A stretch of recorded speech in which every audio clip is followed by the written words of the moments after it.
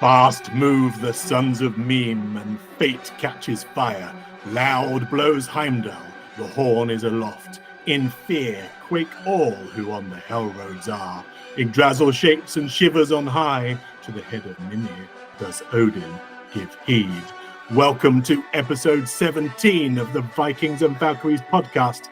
Venturing into the well of fate are Caitlin, Steve, Bill, CJ, and Taylor. Welcome to you, Wave Runners. Hi. Yay. Isn't me? Hi.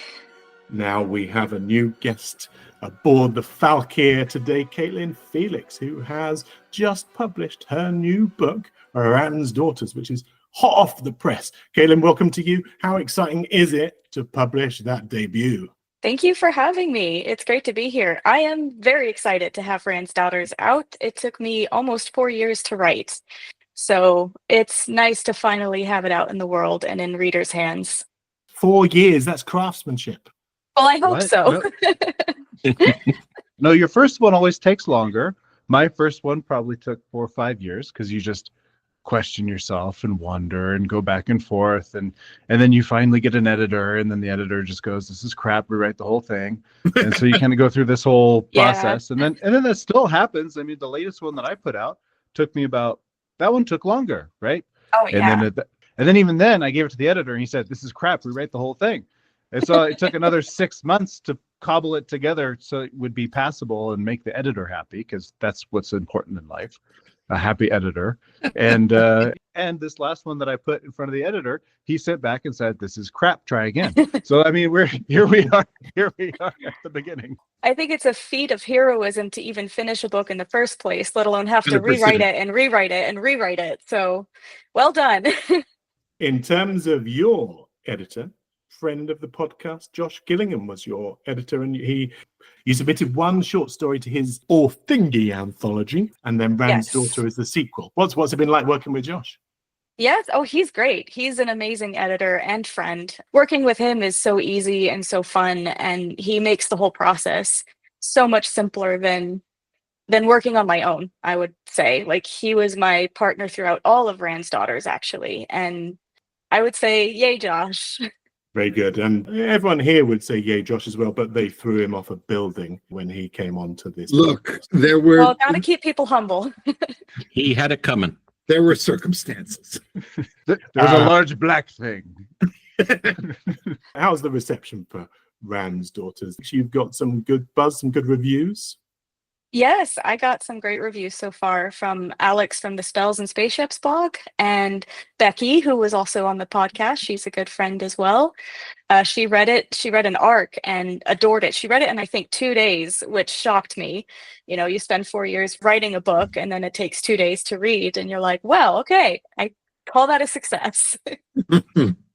Super. We are building a little bit of Viking camaraderie here with our network of Viking aficionados across the world. I couldn't help noticing, Caitlin, on your website, you describe yourself as a creator of catastrophe. Does that mean that you're going to be adding to the chaos that ensues on the podcast?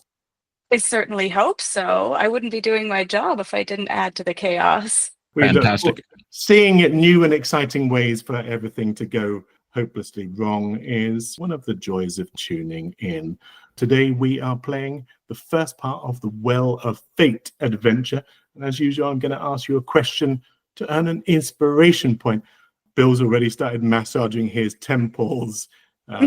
Is that a psychic channel that you have to Steve? Is that what you're... I'm trying to explode your head with my mind. Yeah, that's what I'm doing. Very scanners. All right, the question I have for you is this. Can you name each of the Nuaheima of Norse mythology, the 9 homeworlds? I just did this exercise with my son in the car over the weekend. Oh, as one does. So let's start from the top. It's good parenting. Asgard, Midgard, that's us. Yep. Vanheim, Jotunheim, Niflheim, Muspelheim, Helheim, Svartalfheim. Alfheim. I'm sure. There we go. What are we at? That's 9. It was going to be really embarrassing if you didn't get them all after that big talk about going through them all. I think there is one more. We got I think there is one more. Nidavellir. Yes, it's one. I am going to point out to you, though, that it's a little bit of a trick question because no single source provides a list of which worlds comprise the 9. While various different sources talk about the newer Haimar, it's only when mythologists kind of crib and grab from various different sources that they compile a tentative reconstruction. So there's no formal list. However, that said, inspiration point is earned. Do remember to spend that. We will start with this week's adventure. The adventure begins as the Falkir has tunneled between realities. The Raven's Nest crackles with biological noise, reaching out to the spirits with symphonies and songs, and then you arrive at your destination in a flurry of blue strobing light. To add to your ongoing problems, the ship immediately goes dark, losing all power.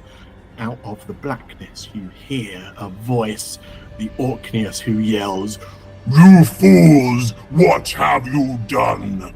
Father will be very angry." Not a clue, but you're still going to die. So we can pick up combat, and you may take a fast turn or a slow turn. We did leave things in the middle of the battle with the Orkneys leader on the Falkir. You had dealt with explosive decompression and traveling through time, so there may well be some traumatic effect for that. But let's finish off the fight first. I think I would like to do some healing. I'd like to heal some people. Who needs healing? Raise whatever hands you still have. Think I could use some. You're in the Raven's Nest with Ragni, Okay. so you can decide to, I don't know, put on a siren and whirl like a tree ambulance into the general area. I think that's what I'll do. Like, since I can heal people, I might as well do that at least once before the campaign is finished. Yeah, episode 17. Yes. Who are you? What did you do with Bill? I didn't want to act too quickly and use it before it was really needed, but I feel like it might be the time. So yes, I'm going to move. This turn, I'm going to ask you to just wing your way towards the rest of the group, and we'll actually let you cast the spell on the next turn. Excellent. On my turn, can I go ahead and use my new steadfast ability? Because I believe I'm still frightened from the Orkneys. You can, so you have leveled up at the end of that last adventure, and part of your new level 8 gifts is the steadfast ability that you've chosen. So make that will roll again to see whether you can remove the frightened trait. Which dice do I trust? This one. Bad choice. No, that is a 2.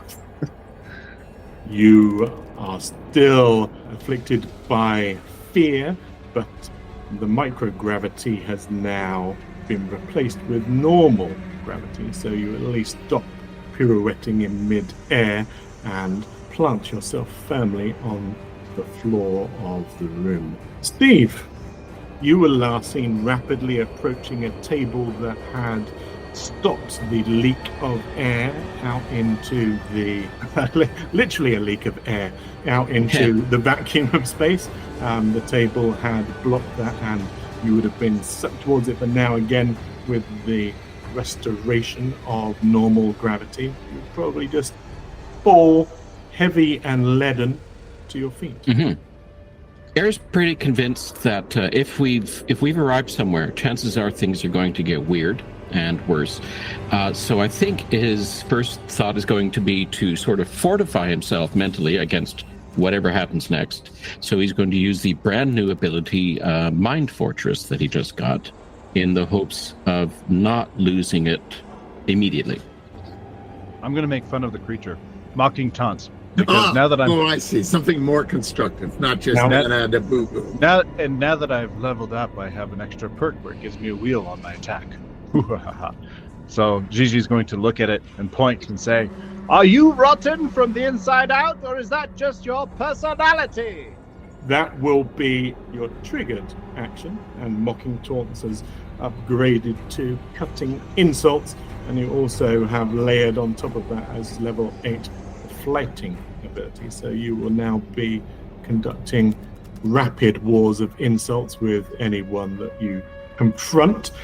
Because I always shoot after I say something, right? So he is, as we discuss this meta, he is actively shooting the creature with a semi-automatic burst. Aim and fire. Rat-tat-tat-tat-tat. And the sound effect. 8. That is uncanny accuracy, and your shot splinter the mead hall table that was just above Steve's head, sending the ornately carved leg to wallop him on the head. Hey. Caitlin, you are taking over the role of the ship's security officer. You take the path of the guest, a kind of ninja of the north, a spy. What will your crewmates see as Gida enters the fray? So Gida is pretty nondescript. She is average height, dull brown hair, doesn't look particularly athletic, but can surprise you, and she's stern-faced, isn't particularly intimidating, but has a personality that will scald your hide. And so she comes on saying, "Freya's tits, what the hell is going on?" What does she wish to do now? She doesn't boast necessarily big guns, but she does have 2 of them. Yes, she has 2 pistols, and she's pretty adept with them. So does she use them on the shapeshifter, or the Orkneys? By all means, if you want to do that, then give me a roll. You will be using the dual wield attack with 2 weapons. So you need to give me a roll with, considering your various martial abilities, I think it's just going to be with 1 woe. So tell me what you get. I get a 1. On brand. Woo. Yeah, not particularly accurate. Come on, Gita. Whoa. I meant whoa, not woo. Dang. Yeah, well, Freya's tits indeed. You also jump into combat and blast wide, both of your pistol shots echoing through the corridors of the Falkir.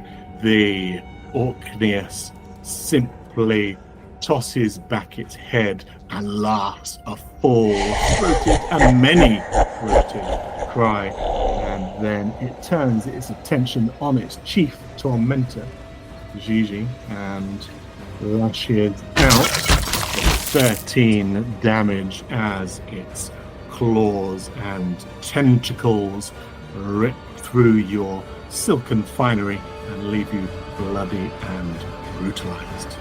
Luckily, though, at the top of the next round, here comes Leomi with the first healing spell of 17 episodes. Oh, it's going to be glorious.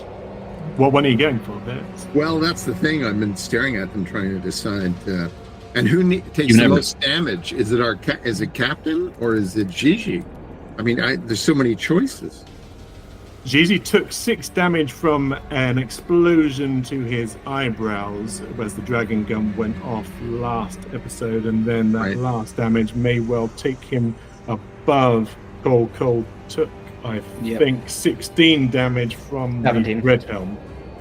Mm-hmm. What? Wait a minute. What are the totals? You've got 17? I'm 17. Gigi's like 19. Oh. Okay. All right. It's a good thing we have such a helpful and generous GM here. I've got this healing herbs thing. Does that do a nice area? In fact, it sounds like it should do an area. And no, I didn't spend a lot of time reviewing it before we started. You're reading it for the first time, aren't you? No, not the first time. The first time in a long while, perhaps. The first time where it's every word, not just every other word. Right? I can heal up to 3 creatures with that one. Each time the target heals damage. Oh. Yes. See, that's more preventative. That's like you give people a medicine pouch full of those healing herbs prior to them taking damage. And then... They should have let me know they were planning to get hurt. All right. I will use Leech Hands on Gigi. I can only do the 1, right? Yeah. I'm going to suggest go big or go home. Hit him with some everlasting wounds, which heals all damage, as opposed to 3. Okay, I didn't remember that one. Is that one of the new ones? I feel like the mask is slipping just a little bit, and my persona of perfect preparation. See, Caitlin, this is, it lets you a little bit of insight into the podcast, is that you come as a novice, as an initiate, and you've still got as much skill as Bill. Yeah. I'm getting that headache again, Ian. Right there. I'm gonna cast that one. When you just mentioned the heal everything. I was gonna say Leech Hands sounds uncomfortable, and Gigi's just not in a position to receive that right now. Everlasting Runes. Yes, that's the one. As I said. With the great skill of an Alpha healer, you attend to your comrade's wounds, and he is restored to full health. Excellent. I feel vindicated and fulfilled, lots of things. Kaylin, let's give you another go with those pistols. Let's see if you can do a little bit better with an insult and a roll. I'm going to let you roll it with just a straight d20 because you do get the benefit of hearing Gigi's cutting insults. Okay. I think I get a 16. That's so much better. Now roll, if you would, your damage, which is going to be 3 dice 6, and then add 6 for the 2 pistols. 21. Nice. You target both your pistols at the creature's skull and blast away. Both pistols find their mark, and the creature careens backwards with a heavy thump hitting into the bulkhead. It's not quite dead, but it's certainly getting there. CJ, what would you like to do? So Gigi sees that it's wounded, and he gasps, and he says, "That's my kill!" And he takes out his machine, or it's already out, and he shoots again. This time with everything the gun's got, because he wants to kill this thing. So he's rushing toward it, shooting. Do I need to roll again for a fully automatic strike? It makes a slight roll to see whether it takes half damage, which it will do. So it limps and crawls out of the way of the full force of your onslaught, but it will take half the damage of what. And are you going to all log this? I am indeed, and so that means I have a lot of dice to roll. 21 total. Okay, that will be Nice. 10. As it takes the half damage, the creature is splattered and splayed all over the bulkhead that it just crashed into. Its blood and guts fall to the floor with a drop. And then Gigi says, stand back! And he's going to run up to the thing, and he's going to reach into its chest cavity and pull out its heart. And he's going to say, I want that Ironside's ability. And then he's going to say, he knows he needs to eat it, so he's going to just take a nice big fat chunk out of it, but then go, oh God, that's awful. But he keeps trying to eat it. How much do I need to eat to get this shit? and then he manages to take maybe like a couple more bites, and then and throws it down and says, I'm sorry you all had to see that. It was necessary. He just says, were you raised by trolls? No, I just know that I can absorb its ability to have the Ironsides if I eat its heart. It's something I read in a book once. I'm a Yorfor. Don't have a job. I just know things.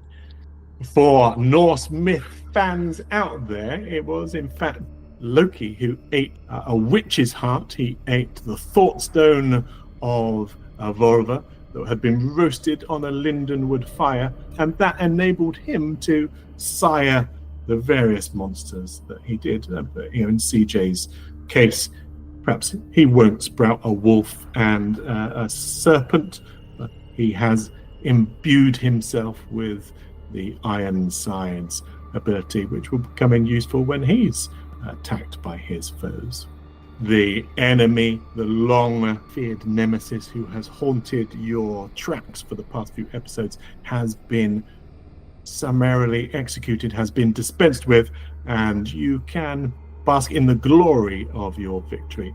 However, we're going to do some more rolls for just various traumatic things here. Because Are those three Sons of Vivaldi guys gone, or aren't they still there? They are, but their minds have been broken by the experience that you're about to try and deal with. Basically, in the deep Gununga Gap, missions are high stakes, and everything from sleep deprivation, confined environments, deadly radiation, and the possibility of a fatal misstep put you in danger of this severe emotional distress. And so in the rulebook, we talk about these examples of the psychological perils of the void, a minor one being boarded by an assault party, a moderate one being explosive decompression, a severe one being embarking on a hell ride, and a major one being a hull breach. And all four of those you suffered in one episode. So I'm going to ask you all, with the exception of Caitlin, because she's brand new, but can I get 4 will rolls from you all? 1 with 1 wheel, 1 standard, 1 with a woe, and 1 with 2 woes. Is Air's ancestral wisdom still up? Yes, you devious dark elf are you. You are immune to the trauma. You have become as resolute as the diamonds of which you are made of. Steve, if you're going to start learning game mechanics, I don't know what to do. We know. Okay, Taylor, let's start with you then. I have 15, 6, 12, and 6. You can use your Wisdom of the Ages. I think you've got 1 of those left in order to change that to a Wits roll and use your Wits modifier. If you can get 1 of those rolls above 10 with the Wits as opposed to the Will modifier, then that may help you otherwise.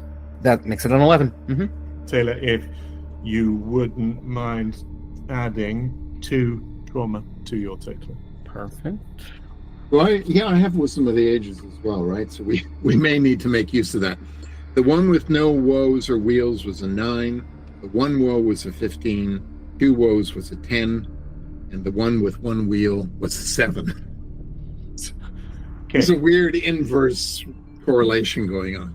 So you're going to add, because yours doubles up with your memory loss, you're going to add 4 trauma, which brings you to a total of 6, I believe. Can I use the Wisdom of the Ages, though, to do a modifier on something? I wasn't paying attention when Taylor fixed this.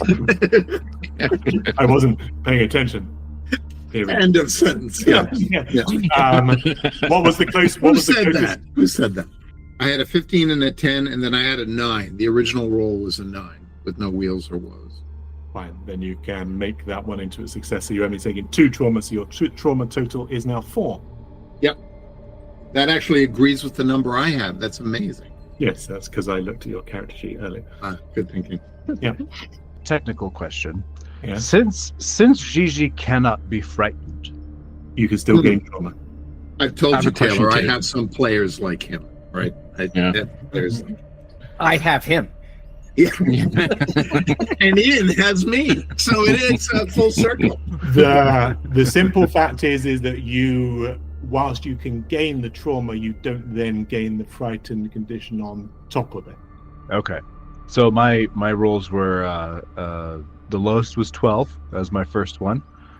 The second one was 18. Third one was -1, and the last one was 13.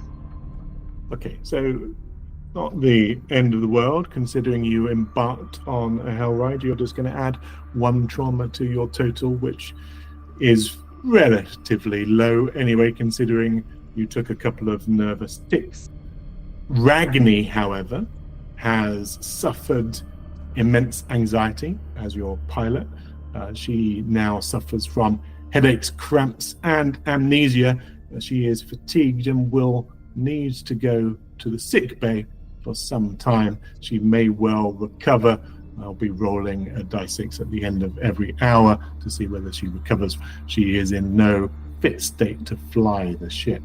Caitlin, people in the crew may well be wondering where the Falkir has appeared, and I'm going to put it to you that you are best placed to now look out of a hollow. You are docked in a huge hangar.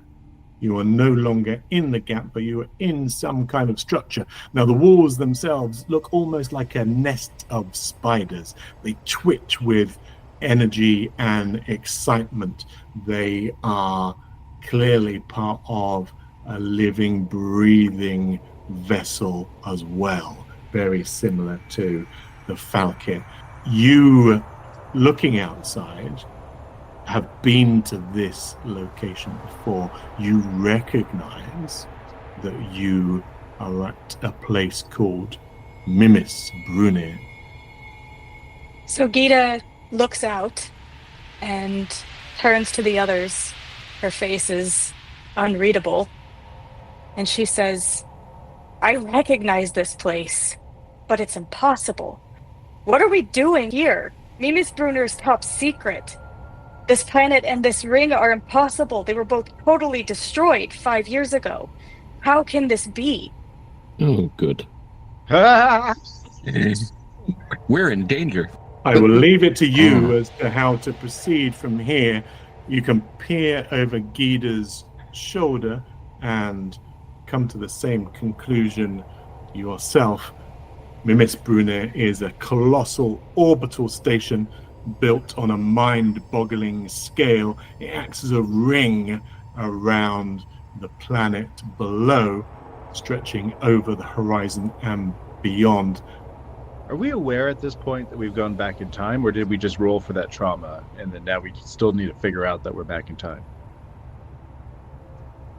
Ragni, at least, and Air were both aware, using the thought and memory drive to travel on the hel-roads. They perceived this flood of reverse time.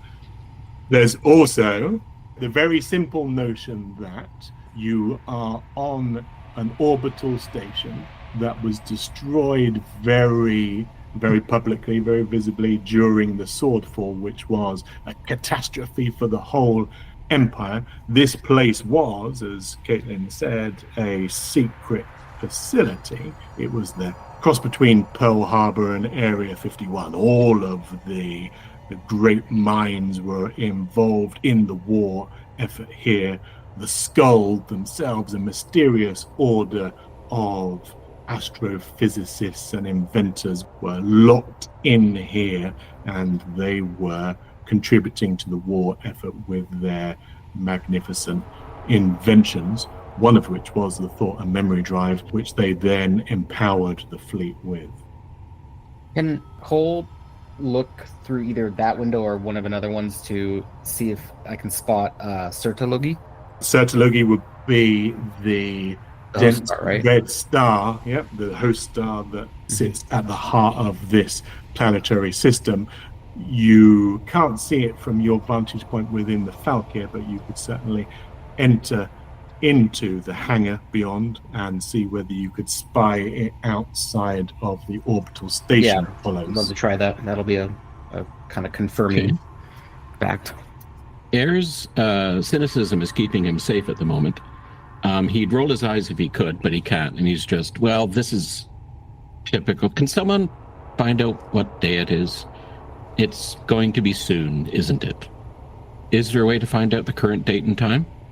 There are people meandering around the hangar, loading other ships, going about their business. The hangar isn't entirely empty.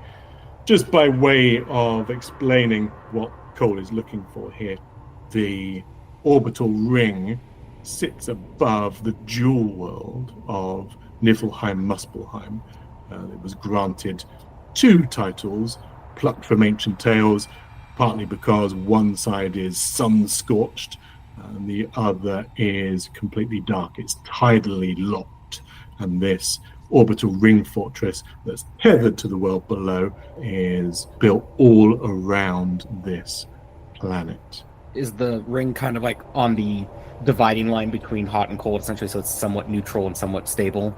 Yeah, it's above the Terminator line, which is the border between the frozen waste on one side and the seething embers of the other side, but it's high above, so it's not impacted by the atmosphere. The planet below is not a particularly habitable one, and if you recall your Imperial history, that's why they built the prison Nastrond there for high security, high risk criminals, because there was nowhere to run. If you fled into the flames, you would be burned alive. If you left to head into the frozen atmosphere of Niflheim, then you would freeze to death. But in the middle, in that Terminator zone, is a rich elemental realm that is conducive to life. It's a kind of ring of perpetual dawn where the oldest of forests thrive, the spider-like ironwood, the Mímisbrunnr. And it's here that the wise hypothesize that life originated. They hypothesize that Yggdrasil itself, or at least the physical manifestation of the arboreal consciousness, is on that world below. So we've landed at a secure, secret military facility. How are they reacting to a ship landing without permission? Are they getting excited outside? The interesting thing is no one has noticed in the slightest. People are busying around as if you are not there. And one of the things that you in particular notice, Air, is you have a familiarity with things that are out of phase and out of existence, in that you've been carrying around the ghostly soldier's cigarette case for some time. You notice that in the same way as that was slightly insubstantial and weirdly non-corporeal, you are now too. Oh, we're here and we're not here. Okay, Air will try to share this with the others, saying that we may not entirely be here. But I expect if we're still here when the swordfall happens, we won't enjoy ourselves. Any suggestions? Yomi says, Yggdrasil, we should go. We should go see the great tree that sorts it all. We should go. We must go. So as Kaelin has said, this orbital facility was kept entirely secret during the war because they didn't want it to be a target for Jotnar reprisals. And as you have talked about there, in your time, this whole place was a space-borne ruin. The Skald were eliminated and the entire planet was destroyed in a massive supernova that took this Mímisbrunnr orbital fortress with it. You have no idea of when that's going to occur, but you have clearly gone back in time to a period where it did exist. I suppose Gita looks at the others kind of incredulously, saying, does it matter when the swordfall happens? We need to get the hell off this place. We need to get out of here, right now. One true tree lies below. A quick reminder that both your pilot is exhausted and suffering from the challenge of traveling back in time. She is in the sick bay, and in addition, the entire ship has powered down. Can Cole walk over and just test the panel to see if there is power available, or if we've entered some kind of like EMP state where the entire ship is blacked out? Very similar to that, in the sense that because you are out of phase with existence, the normal things like the flow of electrons for electricity or the biomechanics of the ship are all disrupted. Okay. I'd like to see if I can manually crank open the door to see if I can walk out into the hangar. You may. That's easily achievable. Because I know how to use the door, unlike these guys. Hey, it's complicated. The first thing that you see as you enter out into the hangar is a strangely familiar face. Although, Taylor, you went around in the episode, you were still familiar with the Rune Master Rauda Serdan. Rauda Serdan is walking through the hangar He looks slightly more chiseled than when you met him last, but is unmistakably the same person. He looks like he is striding towards a ship of his own that he is about to get aboard. Suppose I would hail him. Hail, friend! Oi, over here! Certain doesn't stop to greet you or indeed acknowledge you in any way. That's what I thought. Okay. So we're clearly... Is there anybody closer to me? Like, just like a hangar worker, just see that I could just, like, go over and, like, try to tap their shoulder or something like that? There is any number of people here going about their work, and you can try and tap them on the shoulder, but you don't manage to attract their attention. Mm-hmm. So I'll walk back onto the ship to the others. It seems being out of sync has caused a fascinating conundrum for us. We seem to be able to observe this world, but not interact with it in any meaningful capacity, like fading echoes in a canyon. We are here, but not here. We are merely observers, it seems. I'm not sure what we'll be able to accomplish, but we might be able to learn something. If we could find someone who's heavily traumatized, they may be able to see us. That was our experience in the past. Or we could traumatize someone. I'm sure we can come up with something. It's a good summation of the situation there, Steve. You're right in that you are unseen. You aren't ghosts, so you can't pass through walls or phase through ceilings or anything like that, and neither can you manipulate objects. You are out of phase with the current timeline and can only bear witness to events. The Skuld, the people who inhabit this space station, simply busy around you like ants, oblivious to your presence. Certain himself steps aboard his ship. You can see the outbound vessel's name is the Wave Runner. He takes one last long look over his shoulder. He heaves a heartfelt sigh, and then the doors close and the ship prepares to leave the station. I'm still curious whether we have days or hours or minutes. Okay, you didn't pass through the floor, so I'm guessing that walls and doors will still affect us. Correct. But security devices probably won't see us. We could go through a door that's open and not be stopped. We could look around.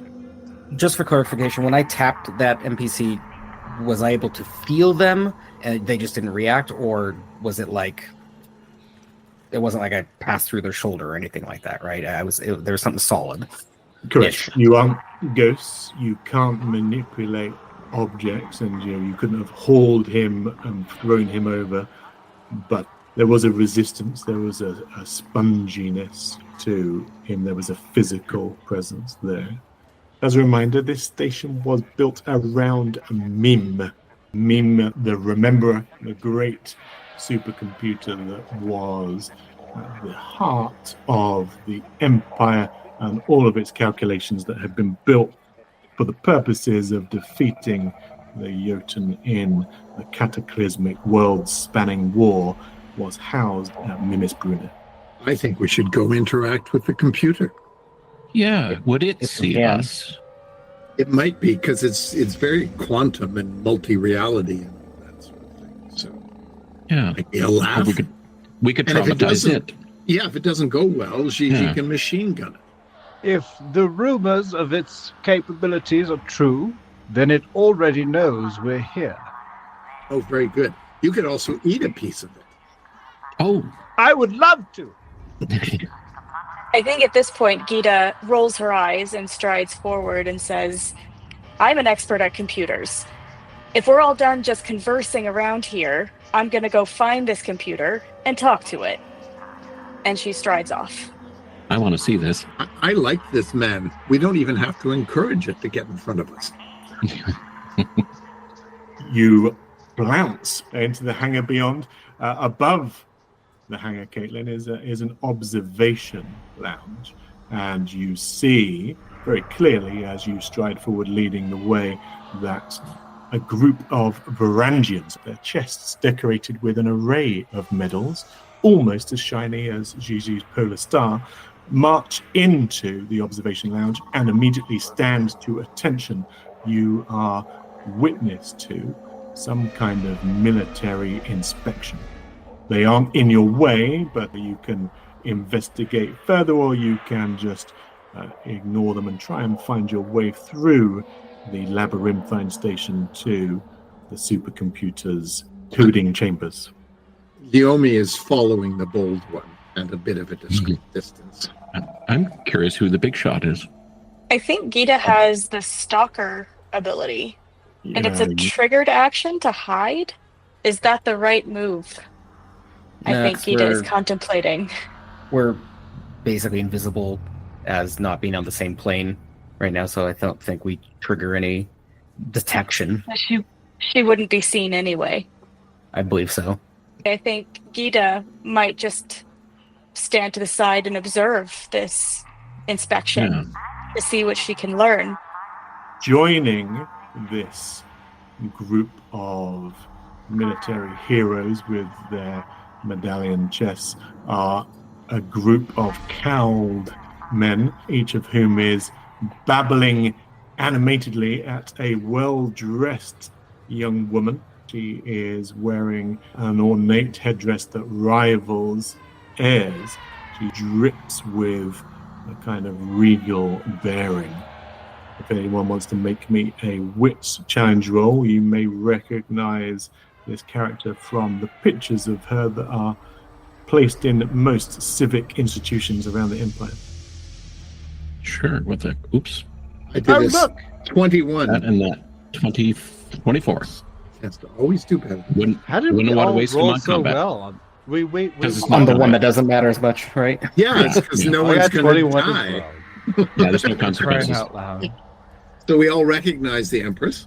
You all recognize the Empress Trumba, who is clearly here to watch a demonstration of thought and memory drive, because one of the other figures with her, alongside her, is Marshal Thunder Mannerheim, who is taking her along the line and explaining to her how thought and memory drive works.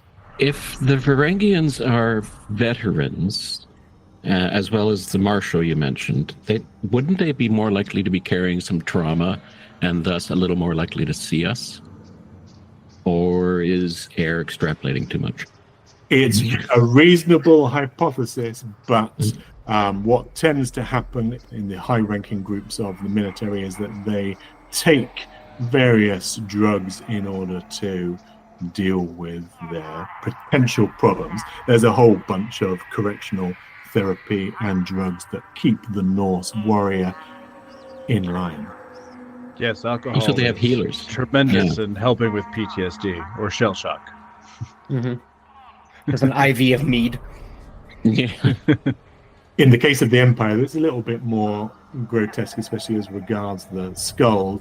They do give them all kinds of correctional treatments and chemical castrations to stop them wandering into, let's say, the non-Norse realm. The Empire isn't a particularly forgiving place. Well, Gigi's smitten to see the Emperor, and he says, "Was it? Empress. Isn't that what I said, Empress? You said Emperor. To the Emperor. Emperor? Oh, wow. Okay. Close enough for you. And Gigi doesn't care, and he says, if I wasn't invisible, I'd have half a mind to go over there and introduce myself. One of the party does appear to look towards you as if perhaps he's smelling something, or he's pausing. He gets a sense that there's something out there. You recognize a familiar face. There's a precog hero, a skald with mental powers, wearing a green hood, clearly a son of a Valdi, looking very familiar. Although you've seen him in his white garb before, this is none other than Bangsi of Valdis. But from the past. It's past Bangsi. One of the ways in which the Sons of Avaldi identify themselves is by their bank balance, which corresponds to the color of robes that they wear. If he's wearing green robes, then he is considerably poorer than the person that you know in the present. So they're explaining to the Empress how thought and memory drive works? Correct, although the sounds that they make are imitations of speech. They sound as if they're speaking underwater. There's a distortion and an echo to them. Mm-hmm. Gigi, again, with your high honor and your sense enemies, Tan, in the same way as that you saw that Ragni was accompanied by a swan-like Filga, you see that Bangzi is shadowed by two slathering wolves. Is that underwater effect that you were describing consistent with what we would have heard the NPCs in the hangar sound like, or is this feeling like it's very specific to this moment? All of the people that you've heard speak sounds indistinct. Okay. So I think I have good news for our group. Huh. If you'll hear it. But it sounds to me as if thought and memory drive are new. And the first successful test was in 1962. The star, that's that way, a little bit too close for comfort, didn't blow up until 1968. So I think we have time to escape. 6 years, to be precise. But potentially. I could be wrong. By the way, that guy's back. Huh. Isn't modern time 5 years after the supernova, after the doom? So if we're 6 years away from the doom, we're 11 from modern time. Yeah, present day is 1973. Right. Yep. Yeah. So Vintage year. And Gita said it was 5 years ago, according to her reckoning. Gita, being an intelligence officer, is probably a better source of accuracy. Then Gigi? No. he said ominously. Yeah, it's the probably that got caught in my brain as it went between the ears.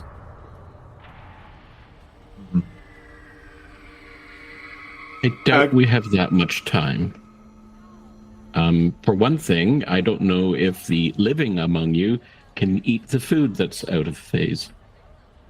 You know, problems like that. I like the way you think, Steve, because last week you were just talking about you've never made a sandwich and refusing to go in the mess hall, and now you're thinking about everyone's culinary requirements. I'm just thinking about everyone else dying and leaving me here. He's growing, but not in a healthy tree-like way. Thank God for that. Caitlin, give me an awareness roll, if you would, please. 12. Well, Out of the corner of your eye, your keenly honed senses notice that there is someone who is staring right at you and mouthing wildly, looking panicked and sweaty. No sooner do your eyes lock that he turns, gathers his robes around him, the robes of a skulled acolyte, and he begins to sprint. No one else notices him because they're wrapped up in the presentation and they're too disciplined and focused on the Empress to cause a disturbance. But this one character flees the hangar. so at this point, Ida just takes off after him. Says, "Oi, shit liquor! Stop!" What does everyone else want to do? Gita has launched into pursuit. I'm following her. Yeah, I'll go after my crew. Can I cast Charm on them? Are they short range? They are not. They have a 20-yard head start and they've already sprinted, so they're now at Crap. 30 yards and beyond. All right. Everyone chase the crazy person. We should follow. Splitting up is bad. Yes. He does already, because she took after him. Is she gaining on him, or is she... Let's make a roll to see, because normally when chases occur, the creature with the faster speed scores win, but in these kind of chase situations, we're going to use some dice rolls to see what events take place. So, give me a slight roll with one wheel to see whether you make a gain on him. Is this all of us, or is this just... This is going to be everybody. I've got a 6. That is not the best of starts for Gida as she stumbles heading out of the hangar door, trying to pace him down the corridor. Perhaps it's because the place is hauntingly familiar, but you see the skald in question puts a distance between you and him. I got a 17. 16. Same here. 16. Oh, well Again, done. no combat involved, so nice high rolls. Yeah. Elves are good runners, apparently. Okay, the two of you stride purposefully, your mighty, majestic tree-like limbs covering the ground with grace, style, and speed. Steve got a 17, I think. 17. Didn't you say, Steve? Mm-hmm. 15 for Gigi. Well, then you all begin to close the gap between the fleeing skald, his robes trailing in his wake like fluttering shadows. As you proceed into this next section of the orbital space station, you find it much more congested. Perhaps it's because of some milling crowds who are standing around some ongoing construction at the edge of the ring. It's difficult to make your way through. So give me another roll, but this time with one woe each. That's for everybody. With the woe, Gigi got 11. Gita got 7. 12. Leomi got 8. -3. I turned the wrong way. Or fell down some stairs or something. Taylor? 7. There is a pileup where air falls into the construction, knocking over a cart that was full of tools, spinning a mop that falls in front of the two of you and slows you both down, whereas Gigi and Gita are still in the chase. You're passing through warrens of engineering labs, energy plants, ironwood workshops, esoteric libraries. There are all kinds of strange buildings that are etched into this orbital ring station, and again it twitches with energy like it is a nest of spiders. The walls themselves are alive because it is this cerebral cortex of a whole ecosystem. Do the crowd seem aware of the chase that's happening, both our target and us, and things like the cart being knocked over? They are aware of like a kind of rush of air or a strange smell, kind of bracken smell in the case of Alpha. They all look slightly perturbed and concerned when a mop spirals into the air, but they just assume that someone has accidentally bumped into the car. All of these skulls are followed around by short, truncated bots. Some of the very first antiquated Dverg were built on this station, and while technology has come a long way in the past few years, the very first servitor models are in action, beeping and twirling their way after their mathematician masters. All right, give me another roll to see whether you can catch them. There are only two of you in contention here, Gita and Gigi. The rest of you have fallen too far behind. The man in front is sweaty and starting to look exhausted. He is not used to running. He is a scientist, mathematician. He's slightly corpulent, and the pair of you are much more athletic and may well catch him this round. Straight roll. 19. 11. Nice. Both of you are able to launch yourselves at him and rugby tackle him to the ground. Gigi is considerably bigger, so thuds into the back of his knees and sends him toppling, whereas Gita takes him with a shoulder charge into the small of his back, and the three of you all topple on the floor. You can be joined by the rest of your group as they close the gap, and you can interrogate or talk to this person who is still cowled, still hiding under his hood, and is huffing and puffing with concern. Well done. You as well. I think at this point, Gita hauls this figure up by his collar and says, "You dung-headed shit-licking fool! What are you doing? Tell me what you know or I'll rip your gut rope out of your gullet. Well, you do what with the government? Really? I was quite flummoxed. Cat got my tongue. It's like being beaten over the head with a foreign dictionary. I think... Secret heartbreaking. Socks for who? Is this similar to the other, like, garbled nature we've already heard, or is this a different form of garbled?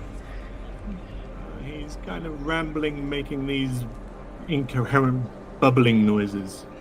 It's not the underwater. No, it's more character accent work, I think. Okay. Yeah. Right, yeah. Got it. Is it another language? Because Gita has the ability to understand all languages.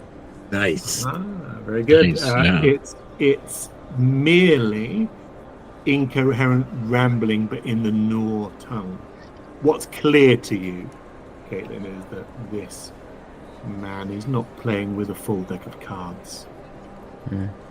Well, he fits right in with us then. Yeah, neither are we, so... It's a simpleton. I can say that. It's the 1970s. What you're saying to us is useless, Gita says. Why did you run? Oh, you're just over the Fningding garden or behind the haberdashery. At this point, Gita is fed up and looks to the others. The head came completely detached. Offer him some cider. We felt like we've been watched. So he sensed us. And then his eyes cross and he says, of course, I remember Mischief Mim. Mim, do you hear that? Maybe he can lead us to Mim. All right, Mim! Mim, dumbhead, take You us. thief! Face like a mad raboon and an ass to match! Do we need a carrot? Or a just stick. a stick. Yeah. I hope you have been there. It's really quite beautiful. Show us. I mean, they make their burrows in wormwood. Gita looks at the others and says, I'm going to rip this guy's head off. Somebody ask him nicely, because I'm not going to. I don't have the codes. The numbers are in my head. Perhaps his brain was scrambled in the thought and memory drive that, like what happened to our friends, the two who died before Great breaking. Yes, that. Him, It's like GG names. Is it contagious? It's like the Oscars in memoriam, roll call, but we just forget who they are. They were helpful, but his brain was scrambled because, this looks like it could be that. I want to walk up and see, again, like, first physical touch to see, does this person feel like they are like us on the same plane of existence as us versus the, cast that we are interacting with? Is there an easy way to tell? He feels exactly the same as everything else, but the bridge between realities is, as Steve had correctly guessed, ameliorated by the fact that he is completely crazy. He's also driven slightly more insane because people of this era have not seen many, if any, alpha in their tree-like form.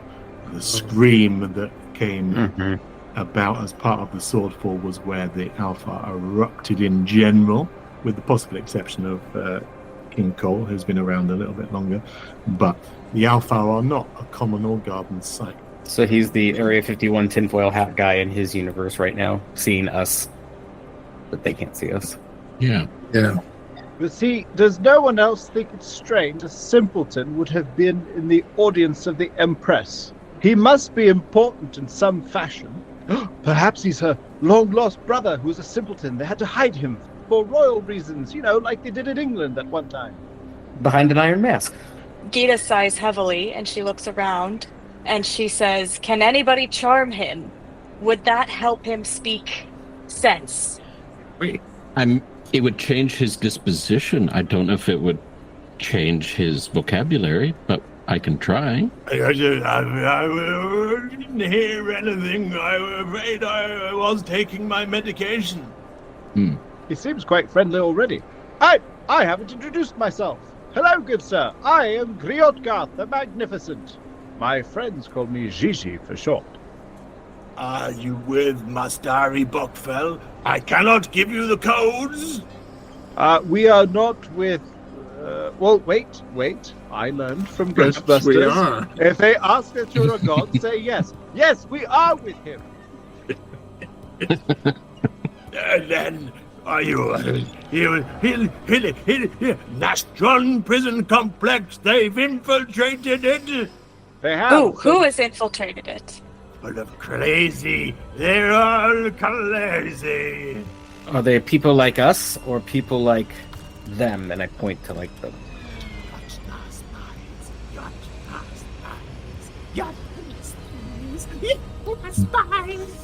Nastrond, the prison, was home to the most undesirable criminals of the Empire.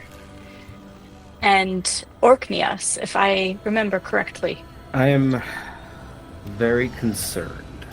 Hmm? There's a great deal of coincidences that have been coming into our timeline before we jump through the rift to arrive here. If the prison is where it seems we are being led to, and the manner of creatures that are kept in that prison are as dangerous as the tales say, we just saw something that could easily have come from a prison such as that on our very ship. Did the Falker come from the prison? Not the Falker, but... One of the things that you found in the captain's ready room was an orange jumpsuit that was emblazoned with the legend Nastron. Mm-hmm. I'm sure came that from- means nothing. Well, and the shapeshifter claimed to be Orkneas, right?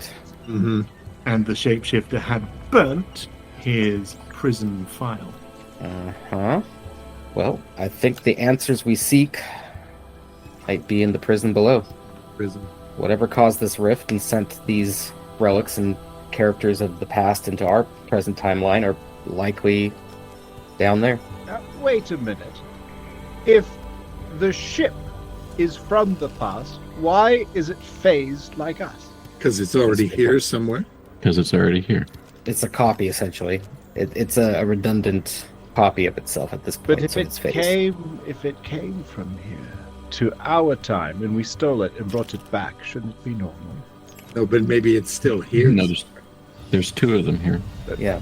I love the confidence with which we're all saying these things, but we do not actually know No, But any of them to be But true. if the Orkneas stole the ship and took it to the future, and we killed the Orkneas and took it back to the Oh, past, I wouldn't see. it be the same ship? So did we just return it? Unless we are at a point in the timeline before the Orkneas stole the ship and, like, that Which is we possible. must be, because they haven't tested the drive yet. They're about to show the drive for the first time. Oh, but we got a heavy hint from our DM saying that Caitlin's Oh. intuition that it's only been 5 years and not 11 would then negate that because the test was 10 years ago.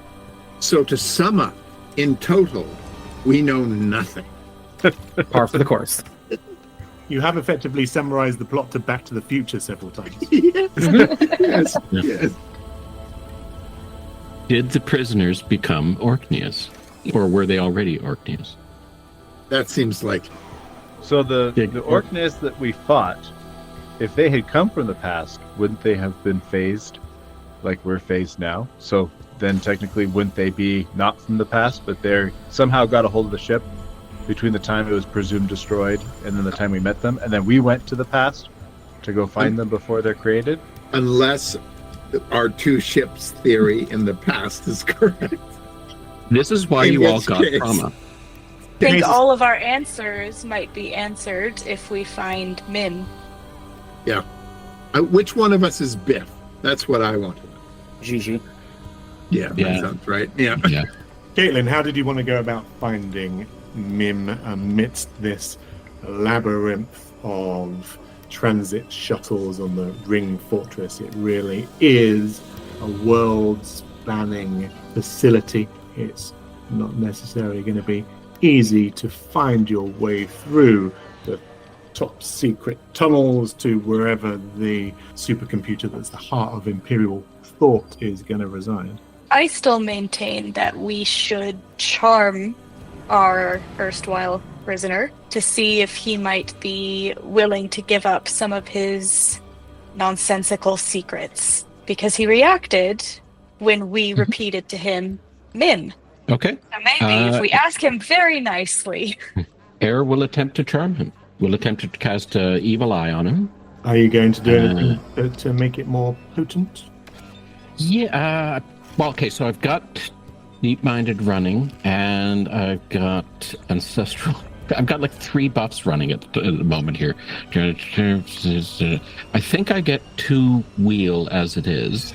That is all very true, and Caitlin can also make a Master of Diplomacy roll. Yeah, I will use a boon in order to roll twice and take the best one. Okay. Because it seems important. Plus, we have an inspiration point just in case this all goes south. True. I also have the Informer ability, which means that I can do a wits attack roll against a charmed creature to compel them. 19. Steve, using your save the spells, you can charm the Skulled Apprentice. So he now has the charmed state, which would enable Caitlin, your spy-like guest, to use the Informer ability and compel the charmed skulls to do exactly what you want. So feel free to do so. Okay, lead us to Mim.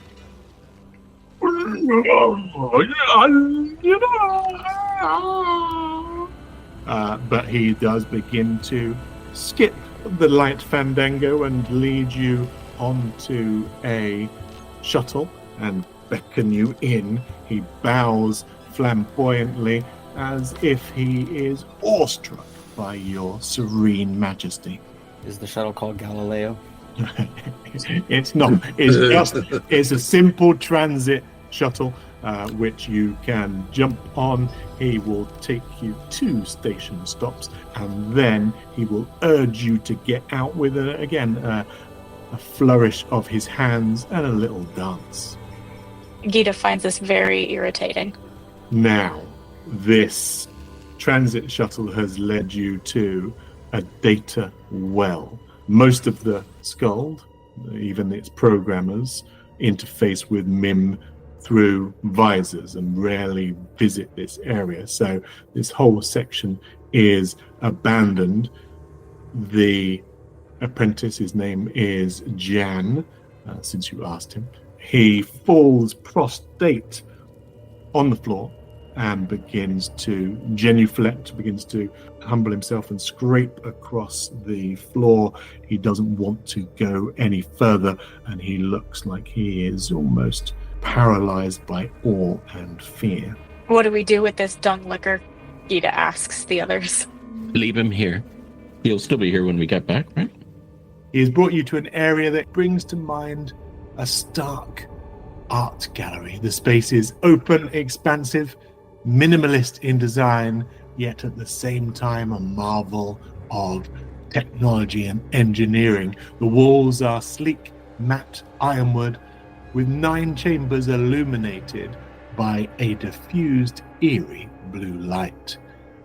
The central room has a lone plaque. The lone plaque says this: "Outside, I sat by myself when you came, terror of the gods, and gazed into my eye."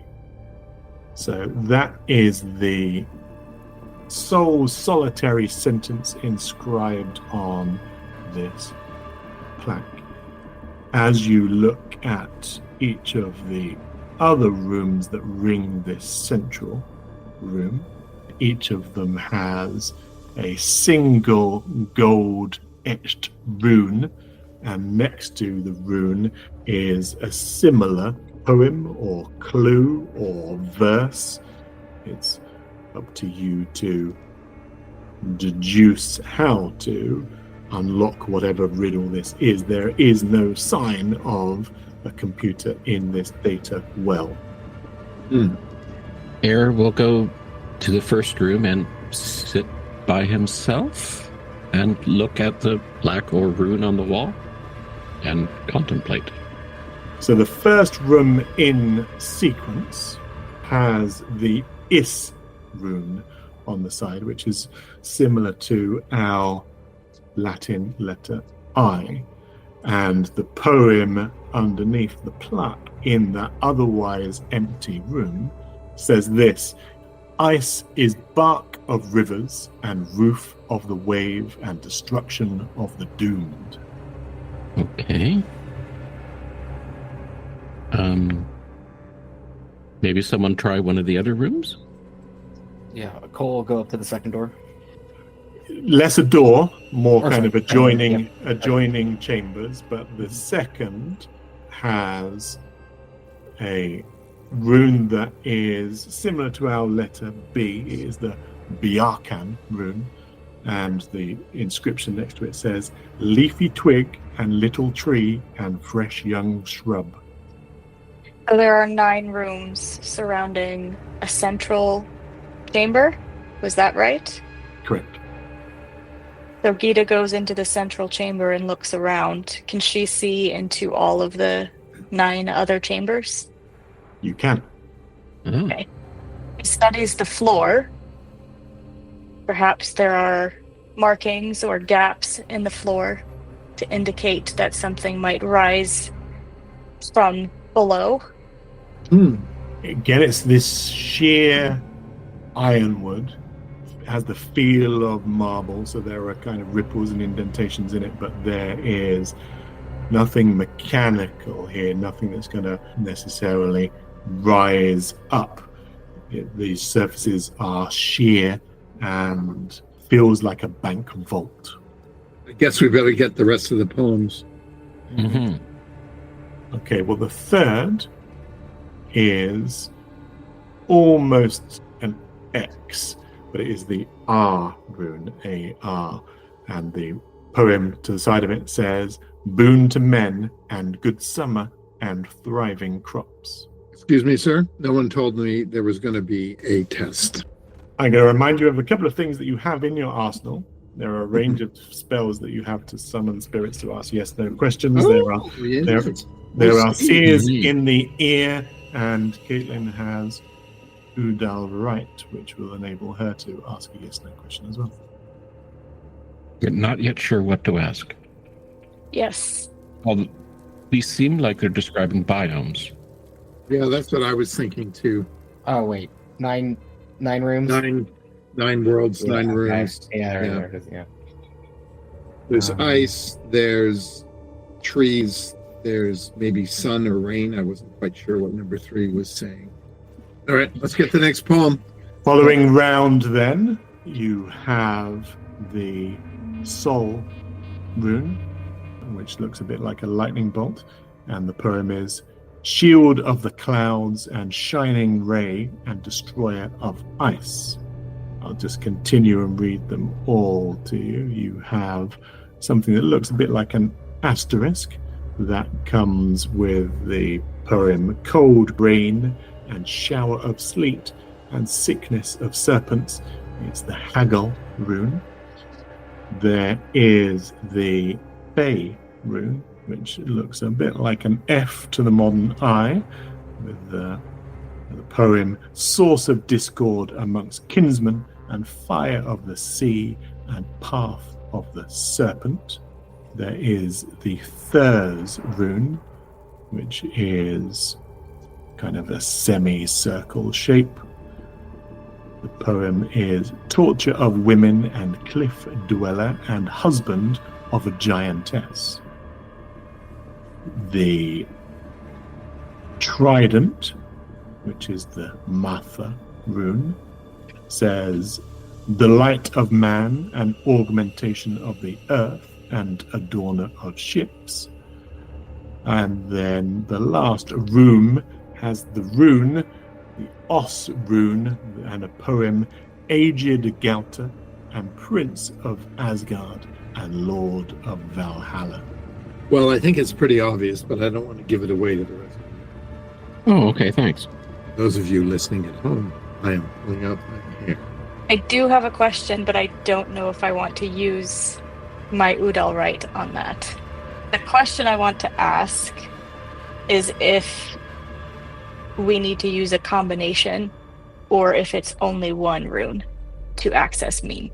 Has to be a yes/no question for that, Yeah. right? Okay. These runes, are they like buttons we can push, or something goes on it or fits in it, or how does it look like one might interact with these runes, or are they just informative? Simply informational. They are etched in gold into the wall. It's like they are indicating and somehow linked to the poem. So there's no doors, right? They're just open chambers into each room. Can I walk into the first one and just see what's inside of it? You can walk through all of them. Again, think of it like a bank vault or an art gallery. You'll be walking through the rooms in an art gallery, and you'll be looking at the walls, and you'll be seeing the paintings. In this case, you see in each individual room a gold-etched rune and a poem. And then you move on to the next room. Got it. Well, if it's a single one, it might be something to do with the asterisk, in which the poem sounded like snow or ice, because the computer is going to be kept very cold. We also have the dual worlds below us, so fire and ice. Oh, that's true. Yeah. Mm-hmm. And again, you have the central motif that said, outside I sat by myself when you came, terror of the gods, and gazed into my eye. It feels like Odin, Eye, Meme. Right. Sitting outside makes me think of sunlight, gazing into the sun. Could that be the Surta Star? If we have 9 rooms and we're thinking it's the 9 worlds, what's the 10th item in this?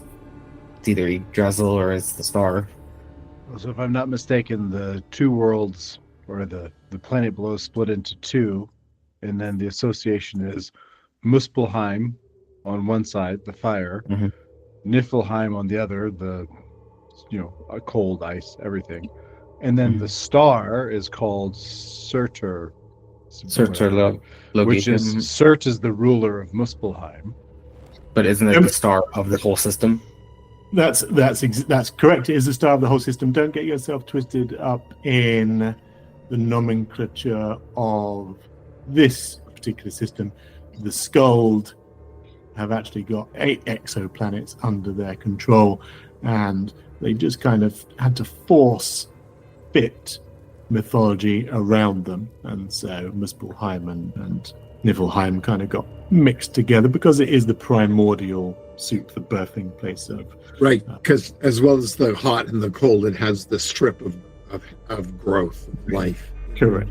But like most religious groups, they took myth and legend and just forced it into fact to suit their own ends. Keep bastards. I mean, arguably, isn't that how they would have made the puzzle then too? Was forcing all this? Possibly. You got play by their rules and see the world from their point of view. That's brilliant. Follow it through. I mean, I see where you're going, but just follow it through. Is there a console in the middle where we can put a rune, or we can push a button? There is not. However, Bill is correct in that, again, if you tease the thread at which you started to test, looking at it from their point of view, then you may well be onto the solution to the puzzle. Okay, Gigi, go for it. Yay.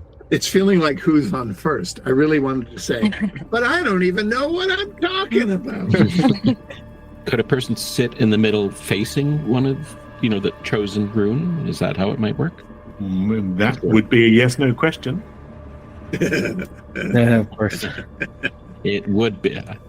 Okay, collectively, how many yes/no questions can we ask Everybody, how many does everybody have? Like, I don't think I have. I don't think I have one either. Caitlin, you have I think one, it's- or do you have? How many times can you cast it? I don't know. I don't know how many times. Caitlin, I think No, you've got 5. at least 2. Bill, I have 2. if Yeah, if 5. you used your see, Steve's got 2. Bill, you've got yours is determined by the number of dice that you roll for corpse charm. Oh, I was just looking at that one. Spirit to make a roll through you. Oh, yes, I can spend 3 spirits. Yes. So potentially, I could have 4 questions. Yes, I guess it's 8 total. Well, okay, that's 8 questions, and there's 9 rooms. Is it this one? Is it this one? Is it Pretty this one? much, yeah. Where we're Yes, headed. no, yes, no, yes. Let's make it Julian, baby. Yeah. So we need to be really strategic about the questions we do ask. But I may not get 4. So why don't I figure out how many spirits first, and then we can. It lasts a while, does it, Ian? Corpse charm? Yeah, until you complete a rest or you expend the last spirit. So I'm going to roll 2d6 and let's find out how many questions you've got. You do that, and then Steve, I think you're fairly safe to ask your question. I've got 9, so it gives 9 spirits, which gives me it's 3 per use, so that's 3 questions. We do Okay. want to solve this puzzle before Niflheim freezes over. I thought we had years. I'm not Well, sure boy, did what you he's choose the wrong getting group. at. Okay, so you so Gita was talking about doing this strategically, and I agree. So Air is proposing. He isn't that he's proposing asking. asking the question: is this done by a single person? Yes. Okay. There we go. It is a single person that does it. Outside, I sat by myself. Mm-hmm. Just It's so easy once you know how. Caitlin and CJ, you may well know the Old Norse practice of utaseti, oh yeah. which was sitting out. The vulva, the priestesses, would sit and commune with the spirits in remote places, often on hilltops, burial mounds, or graveyards, or, in this case, just next to Steve.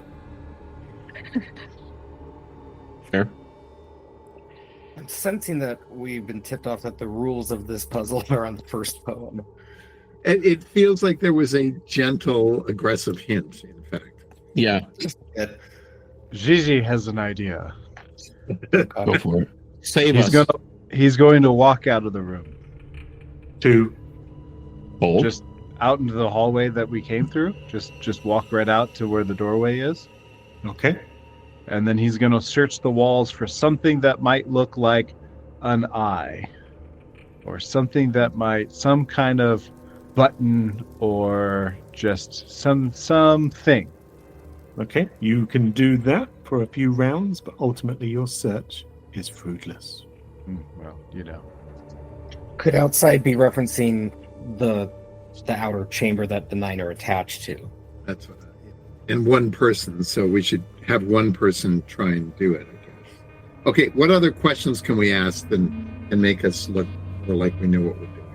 And I'm asking other people to provide the questions that I will then ask. Oh, I'm still thinking about the first poem. Sitting outside makes me think of the sun. One of the runes was the S, the sun rune. Maybe we need to investigate that one. Okay. I'm wondering what question to ask. Is it this one? Well, we could. Well, Yeah, no, that's, it would be wiser though with limited questions to ask something that eliminates 50% of whatever variable we're trying to figure out. So we're taking big chunks of possibility out of the equation before we focus on a single. Well, I mean, logically, you're right, but you've been with us for a few turns now. I should know that, shouldn't I? And Yeah, you know that's really not how we roll. But okay, Someday I'll learn. Someday I'll learn. we can try it that way.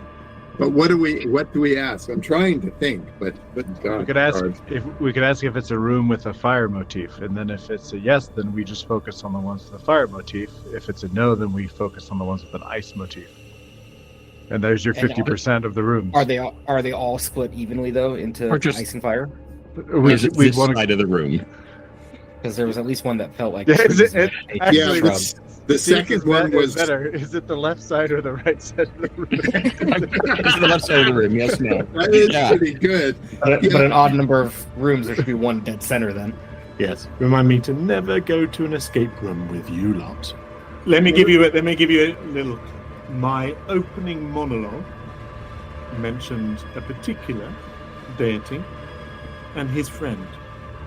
I really got to start listening to those.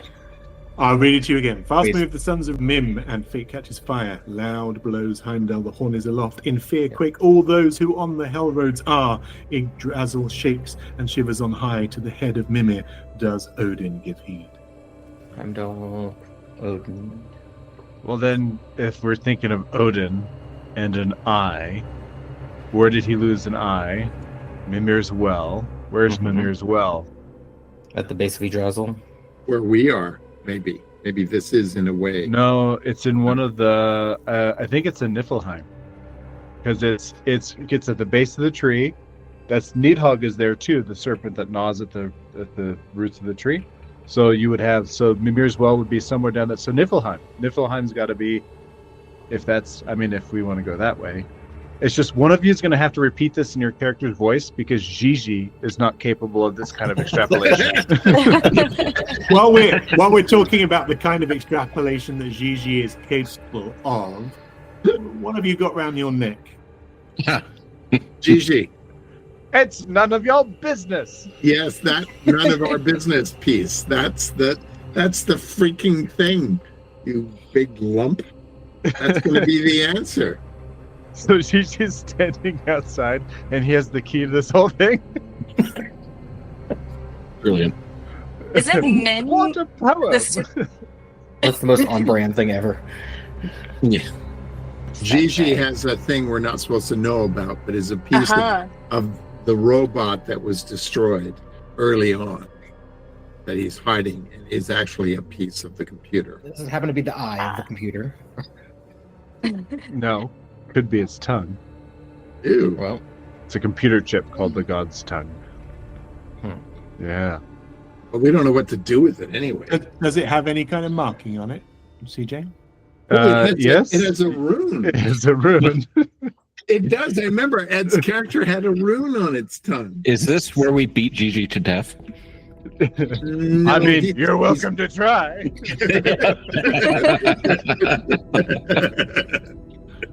So, in the myth, Odin sacrifices an eye for wisdom.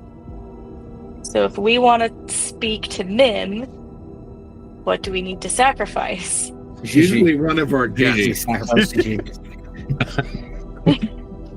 Did you just say Gigi? Yep. Quick, go shoot him!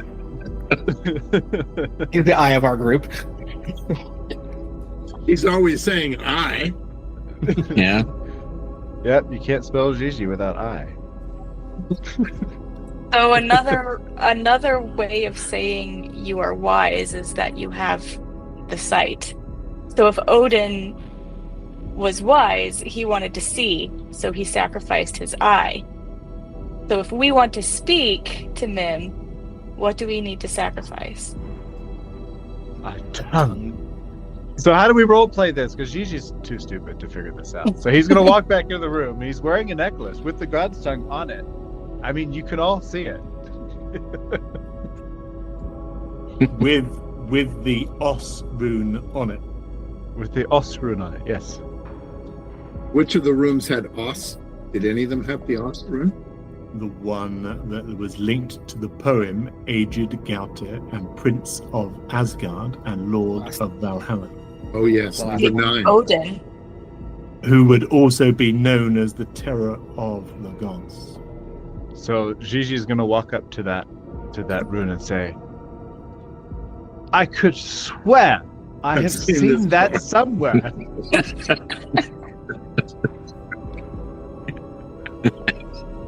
It's uncanny. Wait. I think I know. And he's going to reach in, he's going to pull out the god's tongue and say, it's this. And Gita says, "You have the wits of a drowned sheep." But I have it. Oh, the correct response to that is bah. So how do we make it work? I have the key. A key. Can we Holding- investigate for any kind of like slot or any kind of Can we thing touch that it against it? receptacle? Just touch it touch the symbol to the rune? symbol. Yeah, well, that's how I came into possession of it. He's going to touch it to the rune. So remember, this is a very Norse world, and have a think about what Caitlin advised you. What Odin sacrificed himself for knowledge. Use the rune to gouge your own eye out. I think that's where we're going with this. Yeah, I think she should try that. Yeah. Tongue. You need a tongue. Oh, and you have to do it by yourself. Why are you all looking at me? You Because need my you're- tongue. I you're need the- my tongue. You're the biggest and strongest and bravest. Surely you Listen, must know this. Yeah. I'm not cutting out my tongue off of your hunches. I don't have a tongue. We need more. I need Hey, more how about- concrete. I think a great yes or no question would be, do we need to cut out a tongue? I'll ask Aha. one of mine. Yes. Yes, you do. Oh, Cole will volunteer. do you even really have one? That's a good question. Tongue-like device. One of the things that Gigi might have to penetrate into his skull is he has been referred to as the God Tongue over many episodes. Oh my god. Yes, this what he's holding in his hand is the god Right, tongue. so we just have to sacrifice that. We don't know how. Do we need to kill Gigi? Gigi's Maybe gonna Gigi grab should- it, and he's gonna Wait. try and snap it in half. We have more yes or no questions. We can confirm what we're doing. He's just like, Yes, no, is this suicidal? No, wait, no, not going to ask that. Yes, no. TPK? wish I had a prop that I could use to Flap around. This is a machine age, a gene age. This is a place where the sons of Vivaldi have augmented themselves with all kinds of technological grafts. This is an age where the Yofa are genetically enhanced.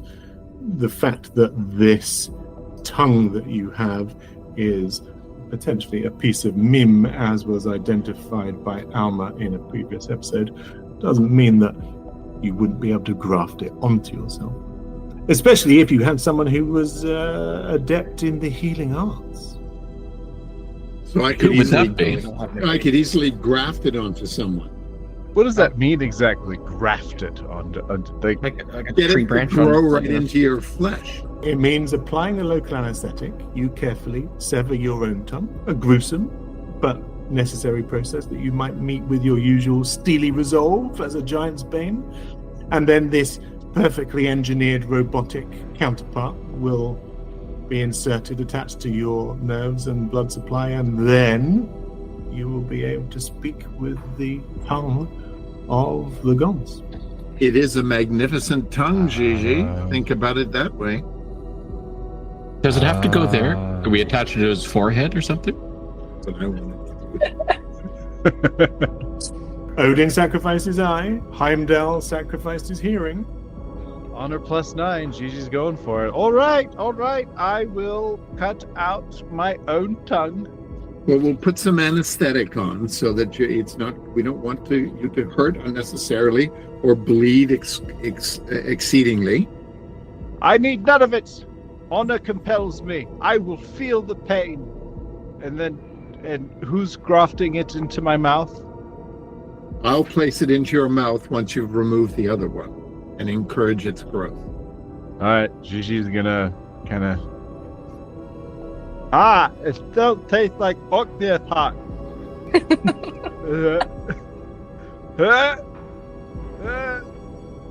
Hold up. Does anyone have mead? If our listener is of a Our easy listener. disposition, then please shut off the podcast now and resume in 5 seconds. Listener discretion advised.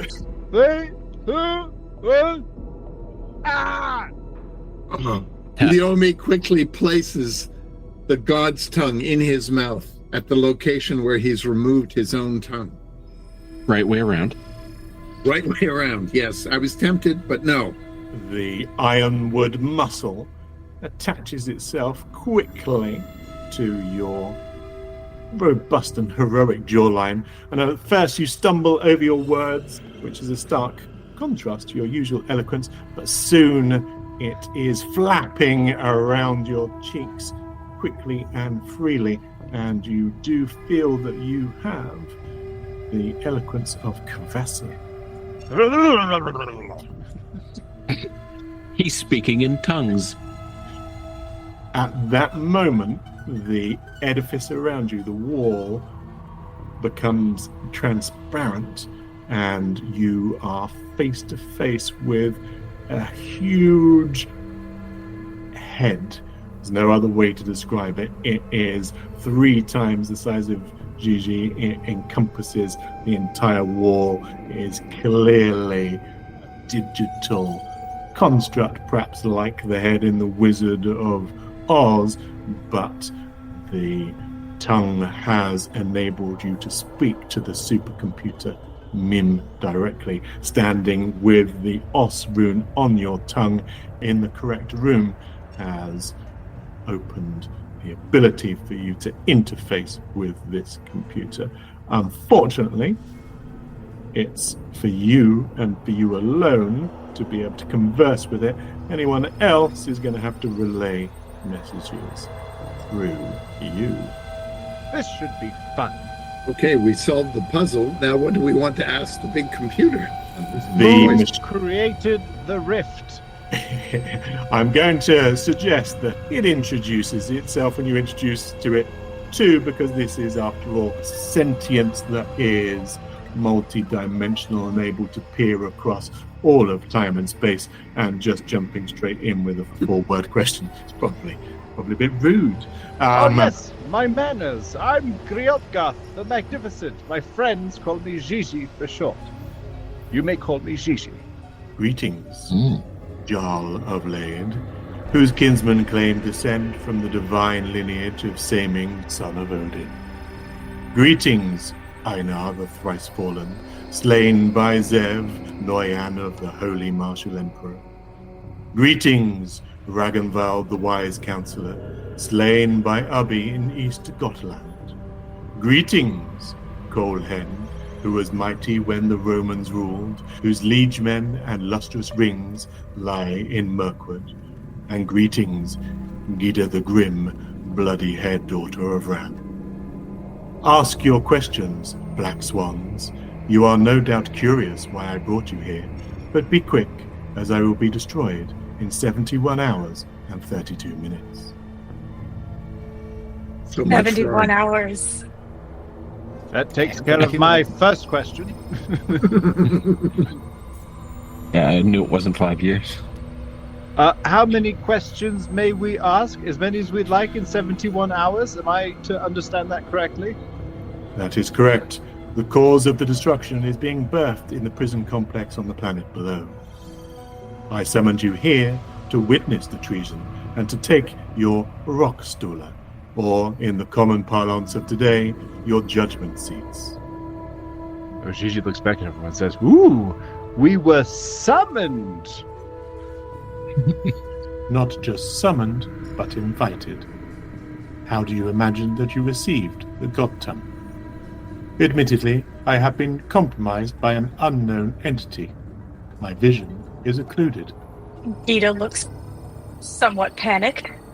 Aha. What do we need to do? You could ask that. We are, if I'm to understand correctly, we are here to witness what's happening on the planet below because Mim has lost its ability to see. It would like us to witness, and so the question would be, to what end? You cannot stop this doom, but the information you discover here may forestall the next in your own time. Does it know what form our doom in our timeline will take? The Hraffen House, the skull of Muninn, was stripped from the Allfather in a terrible experiment. The resulting thought-to-memory drive is a threat to all existence. The Ravens must be returned to the Allfather, or the boundaries between past, present, and future will collapse. We have one of them. Where is the other Raven skull?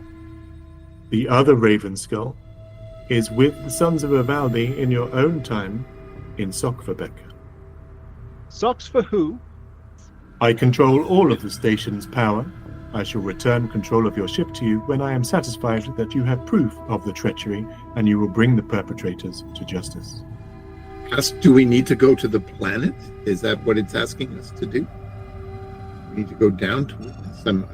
You must deal with the situation unfolding on the planet and take that information back to the powers that may be in your own timeline to deal with the treachery. You are black swans. You exhibit a systematic lack of predictability and embody the limitations of knowledge. You disrupt and defy the deterministic nature of the weave and embody the true spirit of randomness and unforeseen disruption. You are deviant programs, black swans. I think it likes us. Since we are only marginally able to interact in this world or this timeline, how can we obtain proof other than word of mouth? Is there a way to record or to... Yeah. A Norseman's word is his bond, is it not? The traditional pattern of Norse heroes that dominate the landscape, strong, brave, living for the glory of battle. You diverge drastically from this traditional script, running an entirely different set of parameters. Choosing ineptitude, chaos, and anarchy, you defy the norms and prognosticated outcomes. Because you, as black swans, are innately unpredictable and harbor the potential to recalibrate the dynamics of the existing system, I am sure you will find a way. At this point, Gita is looking more and more panicked, and she says to the others, "We have 71 hours. We need to get out of here. Right the hell now. I don't care what this supercomputer wants. The doom is coming, and we need to not be here." A doom is coming. One which we cannot stop, but the second one we can if we take a little bit of risk and bear witness to what happens on the planet. From here, our ship, as long as it can fly, we can do things.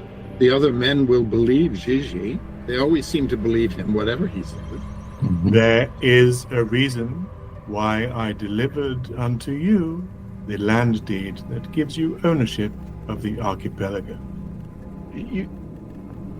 You think you gave it to us?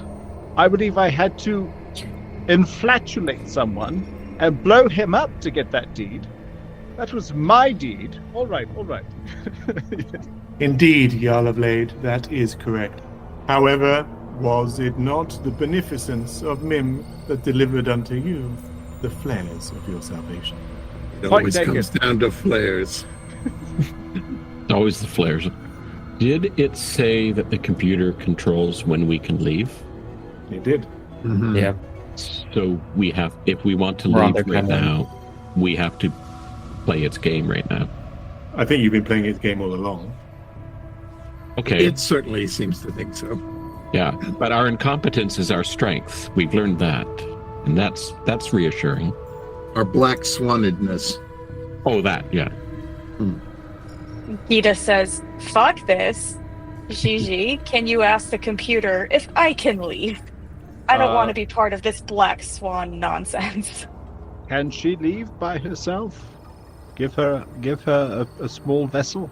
If Gita the Grim has the ability to do the Filkir's bidding, then she may indeed leave. I do indeed have Filkir's bidding, and I can ask for a favor. Do I need to roll for that?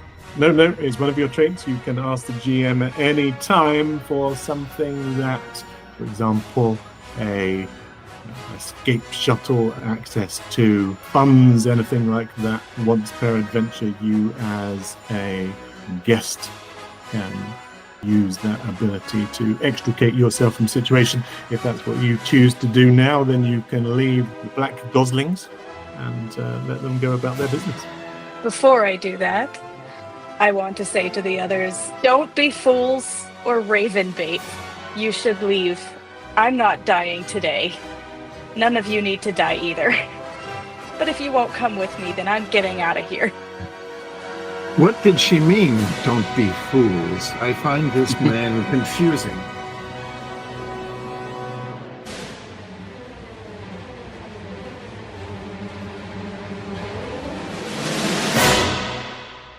The Vikings and Valkyries podcast is hammered together by a dedicated team of Skalds and Smiths. Please don't forget to like, share, and sacrifice to the old gods. Oh.